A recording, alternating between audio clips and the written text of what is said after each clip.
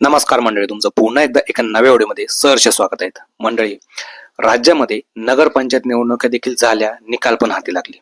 त्यानंतर राज्यामध्ये महानगरपालिकांचे निवडणुका झाल्या आणि आता निकाल देखील हाती आले आहेत.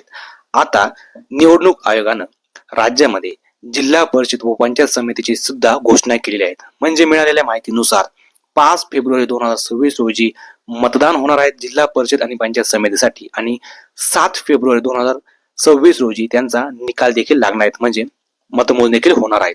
त्यामुळे आता सर्व राजकीय पक्ष जिल्हा परिषद व पंचायत समितीसाठी चांगलं जोरात आणि सातत्याने कामाला लागलेले आहेत.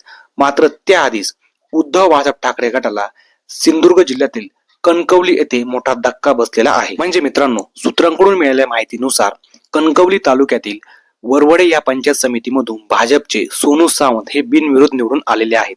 म्हणजे या ठिकाणी ठाकरे गटाने व मनसेने आपापले एक उमेदवार उभे केलेले होते. मात्र त्या दोघांनीही आता माघार घेतल्यामुळे तिथे विरोधक कोणीच नसून भाजपचा पहिला उमेदवार येथून बिनविरोध निवडून आलेले आहेत, अशी माहिती सूत्रांकडून मिळाली आहे.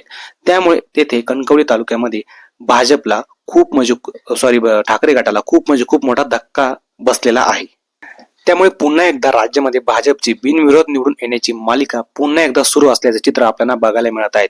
त्यामुळे तुम्हाला याबद्दल काय वाटतं कमेंट्स मध्ये नक्की सांगा, आपलं मत व्यक्त करा. व्हिडिओ आवडल्यास लाईक आणि शेअर पण नक्की करा. पुन्हा एकदा धन्यवाद.